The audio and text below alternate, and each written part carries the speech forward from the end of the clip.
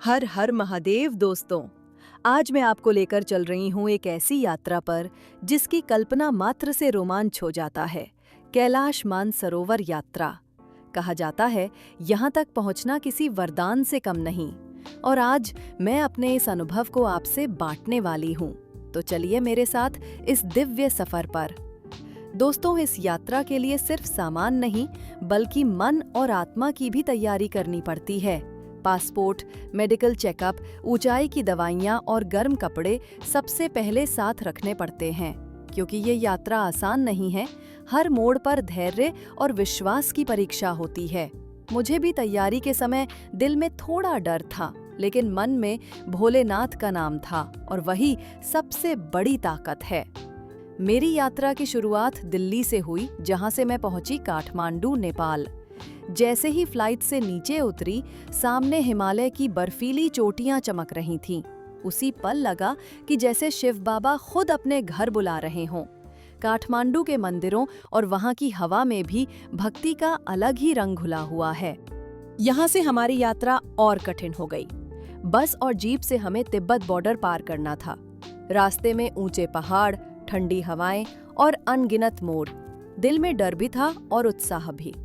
तिब्बत पहुंचते ही लगा जैसे किसी और ही लोक में कदम रख दिया हो। वहां की संस्कृति, वहां की शांति सच में अविस्मरणीय है। और दोस्तों, आखिरकार मैंने देखा मानसरोवर झील। उस नीले, शांत और विशाल पानी को देखकर आंखों से आंसू अपने आप बह निकले। कहा जाता है यहाँ स्नान करने से पिछले जन्मों के पाप तक धुल जाते हैं। मैंने पानी में अपना चेहरा देखा। ऐसा लगा जैसे आत्मा ही साफ हो गई हो।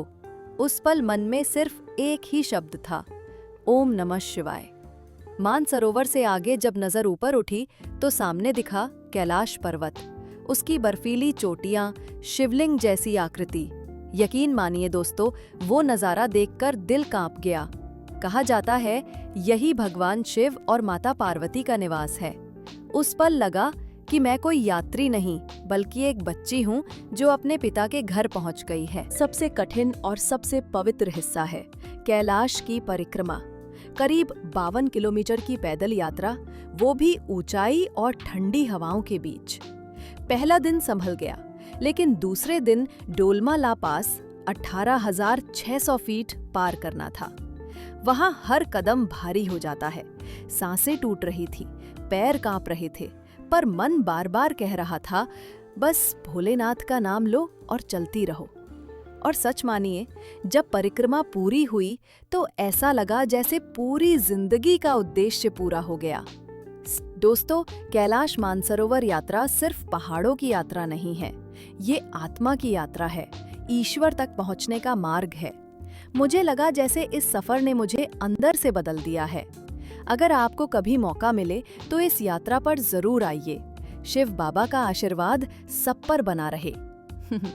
अगर मेरा ये अनुभव आपको पसंद आया हो तो चैनल को लाइक, शेयर और सब्सक्राइब करना मत भूलिएगा।